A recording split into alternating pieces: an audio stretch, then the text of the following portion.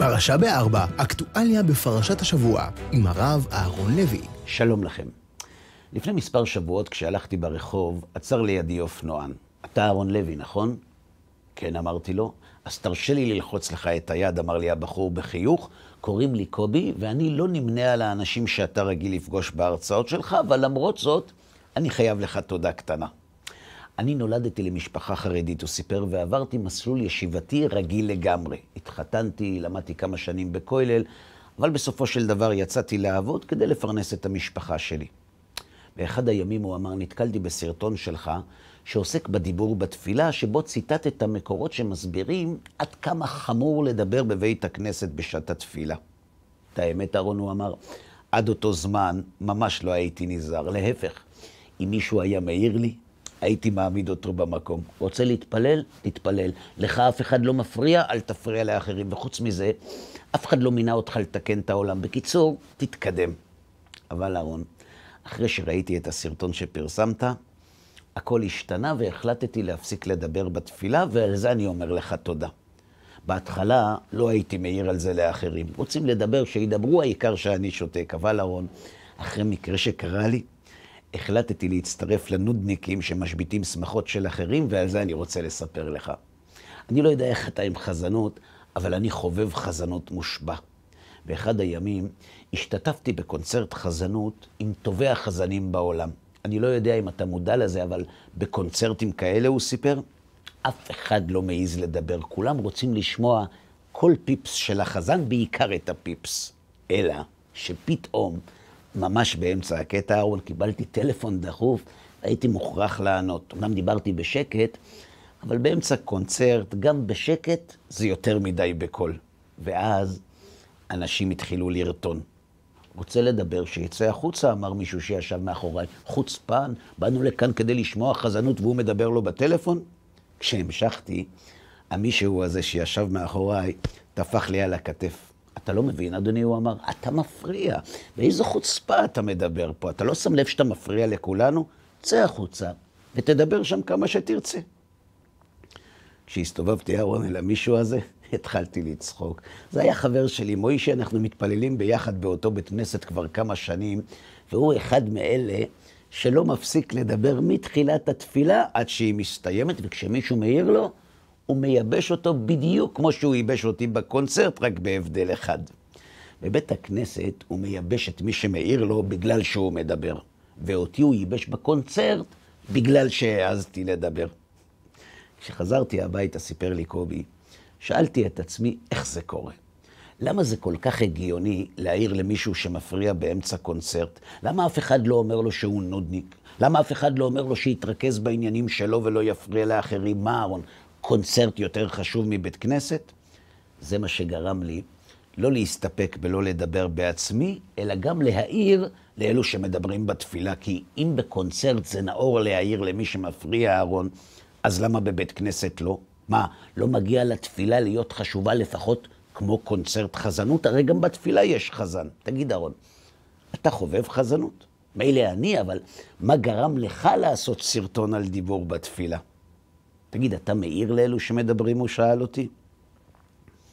בהחלט עניתי לו, אבל לא בגלל חזנות, בגלל משהו אחר.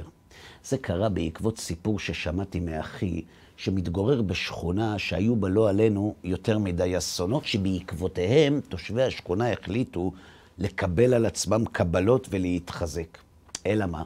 באספה שבה השתתפו כל תושבי השכונה, עלו כל מיני רעיונות, ואז הוחלט ששלושה נציגים של השכונה ילכו אל הגאון רבי אהרון לייב שטיינמן, זכר צדיק לברכה, והתייעצו איתו איזה מההצעות נכונה יותר.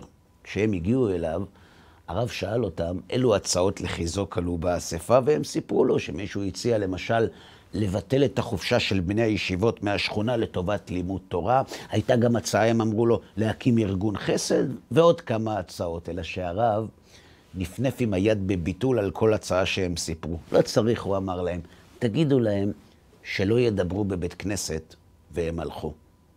אתה מבין, אמרתי לאופנוען, אם הרב שטיינמן, שהבין בתורה יותר ממני, תלה אסונות בזלזול בכבוד בית הכנסת, זה אומר שמי שמדבר בתפילה מסכן אנשים אחרים, לא? אז מה? לא תבקש ממנו לשתוק? רוצה להזיק, שיזיק לעצמו, אבל מי הרשה לו להזיק לאחרים?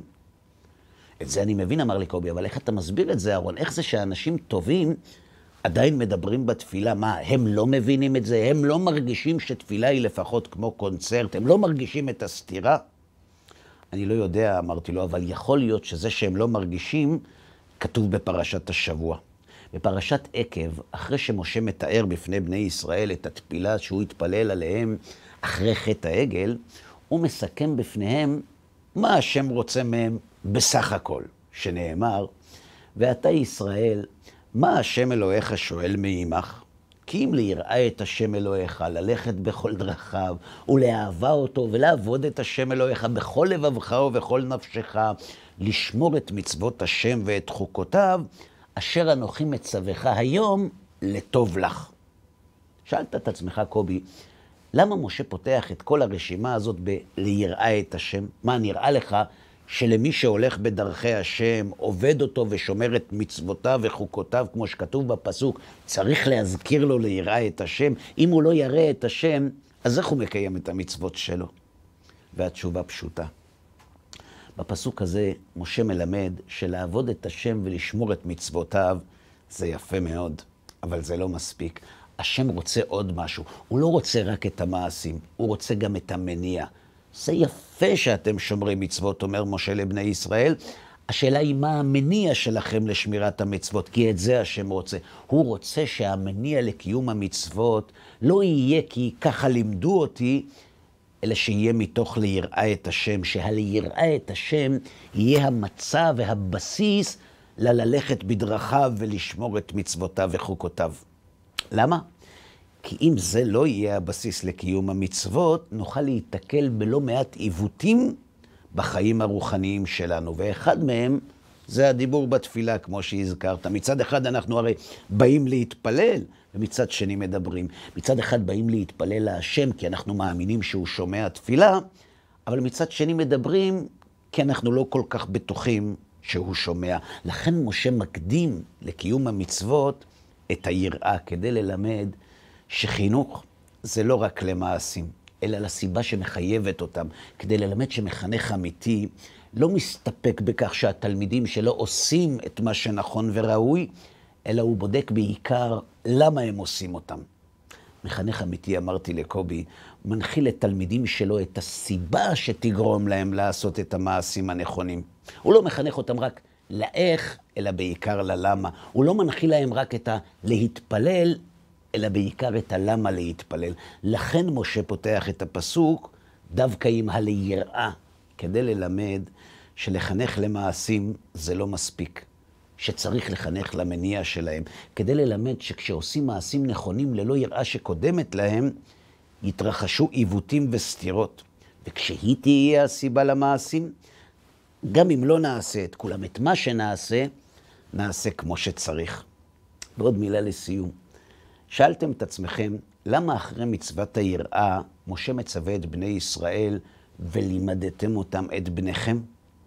כי יש קשר ביניהם. חשבתם פעם, מה לומדים ילדים שבאים להתפלל כשהם רואים שאנשים מבוגרים מדברים באמצע תפילה? הם לומדים אמנם לקיים את המצוות והחוקים, אבל הרבה פחות את היראה. וכבר לימד משה את בני ישראל שכדי להצליח בחינוך, זה ממש לא מספיק. שבת שלום. פרשה ב4, אקטואליה בפרשת השבוע, עם הרב אהרון לוי.